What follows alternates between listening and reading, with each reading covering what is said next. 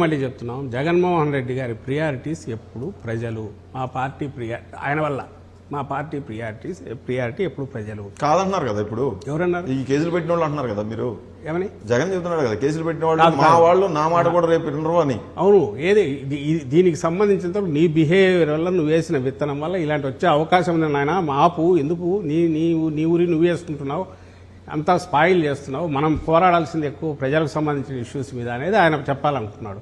మేము అదే చెప్తున్నాం. చంద్రబాబు నాయుడుకు అవి ఆన్సర్ ఇవ్వడానికి లేదు.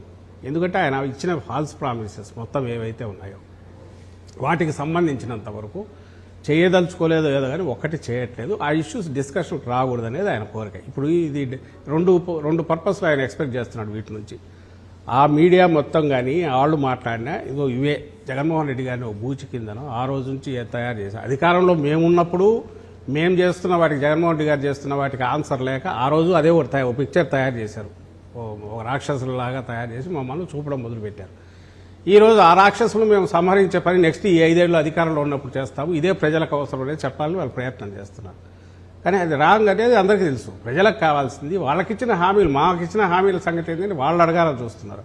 ఆయన ఏమో ఛాన్స్ ఇవ్వట్లే. అందుకు మేము అయ్యా నువ్వు ఇచ్చిన హామీలు అమలు చేయని మేము అడగాలని చూస్తే మాకు అందుకు అవకాశం లేకుండా ఇదిగో ఇవి పెట్టేసి వీటికి మేము ఆన్సర్ మీకు కూడా అందరికీ బోన్లో నిలబడి చెప్పాల్సిన రకంగా, ప్రజలకు కూడా చెప్పే రకంగా, ఎక్స్ప్లెయిన్ చేయాల్సిన రకంగా సిచ్యువేషన్ క్రియేట్ చేస్తారు.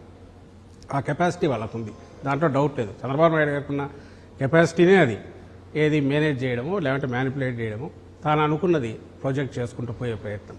అందుకే ఒకసారి ఉంటాడు ఆయన, రెండోసారి రాడు. ఇప్పుడు ఒకసారి ఖచ్చితంగా అధికారంలోకి వచ్చినాడు అంటే నెక్స్ట్ టైం పోతాడు. ఇప్పుడు ఈసారి ఇంకా గాయంగా తెలిసినట్టుంది. ఇంకా ఈసారి డిసైడ్ అయ్యారు సార్ జగన్ ని అరెస్ట్ చేస్తారు, జైలుకు పంపిస్తారని. ఆయన అడగాల, మమ్మల్ని అడిగితే ఏం చేస్తాం. దానివల్ల ఆయన పంపాలంటే ఆయన కడుపు మంట ఏమైనా కొంచెం చల్లారుతుందేమో తెలియదు.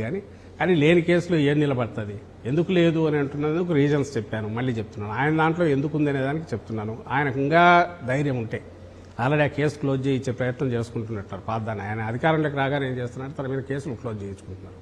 నిజంగా మీరు చేయరా? రేపు గెలిస్తే మీరు చెప్తున్నారు చేయరు కేసులు. మీరు గెలిచినా మీ మీద ఉన్న కేసులన్నింటి కూడా అప్పుడు ఎంక్వైరీ చేయించుకుంటారా? ఫస్ట్ దీనికి తప్పే ఉంది, దాంట్లో ఉండేది ఎంక్వైరీ ఇన్వెస్టిగేట్ చేస్తారు. అప్పుడు మీ పెన్ను మీ పుస్తకం మీరు చెప్పిన డ్యూ ప్రాసెస్ జరుగుతుంది. ఉంటే ఆధారాలు ఉంటే తప్పకుండా బయటపడితే ఇదే అవుతారు. నేను అనేది మాది వాళ్ళది వదిలేసేయండి.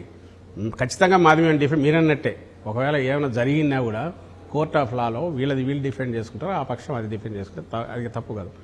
మీరు చూడండి, మధ్యలో వాళ్ళు చూసి ఇందులో రీజనబుల్గా ఉంది, ఇది రీజనబుల్గా ఉంది అనేది గమనించమనేది ప్రజలకు చెప్తున్నాం. కొంచెం ఓపిక చేసుకుని ముఖ్య